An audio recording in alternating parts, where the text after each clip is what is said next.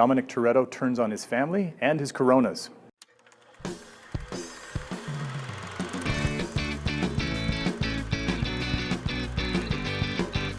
Hello everyone, and welcome to Movie Reviews by Josh. My name is Josh Terry, and moments ago I got out of the press screening for The Fate of the Furious, the latest in the Fast and Furious franchise. The one that will be known for Vin Diesel turning on his beloved family. So we picked this one up in Havana, Cuba, where Dominic Toretto and his relatively new bride are enjoying the high life and participating in really dangerous street races in modified cars, and it's kind of actually a throwback to what this whole franchise kind of started with, the whole street racing thing. But it isn't long before Toretto is confronted by a blonde, dreadlocked woman played by Charlize Theron, who gives him an offer he can't refuse. Now, we can't tell you what the offer is. I'm choosing not to tell you a whole lot about the offer because that would actually kind of spoil one of the main twists in the movie.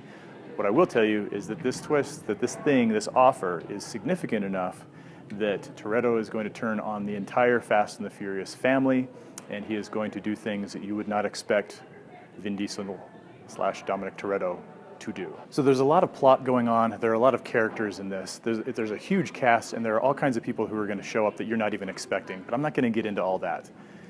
This is a Fast and Furious movie, which means there are crazy stunts, there's all kinds of bad, but so bad it's good dialogue, there's all kinds of crazy CGI and incredible cars which somehow get worked into this international scheme, which is how you have an orange Lamborghini in Siberia.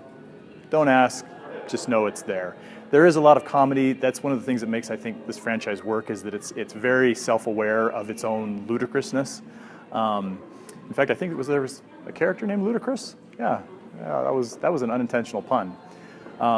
Actually, one of the funnest dynamics is between Jason Statham's character, who's back, and The Rock's character, because since Dominic Toretto has turned on the family, they actually recruit Jason Statham's character to team up with everybody else to go after Toretto. And there's obviously a lot of tension between The Rock and Statham because of the previous film, and that actually leads to a lot of the fun in this one. There is a lot of fun. Overall, it's still not as cohesive. It doesn't feel, to be honest, without Paul Walker, there is an absence. It feels like this is a movie that's not quite firing on all of its cylinders. It's still good. I think fans are still going to enjoy it. There's an incredible, cool scene in Manhattan with an army of self-driven cars. Overall, I am teetering between 2.5 stars and 3. I'm leaning towards 3 at this point because I think that this movie is still going to deliver what people want, but 5-10 years from now, people are going to probably keep it a level below Fast 5, even Furious 7.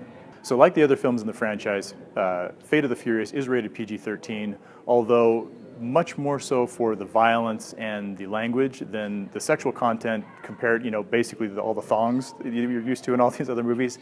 There's not nearly as many of that. That kind of thing is kind of confined at the beginning, and then they're off to Siberia. So thanks for watching, as always. Be sure to subscribe on your way out and keep your notifications on so that you can see our new videos as soon as they are posted. I'd like to thank our friends at Rockagator for their fine support and their fine waterproof backpacks. And until next time, thanks guys.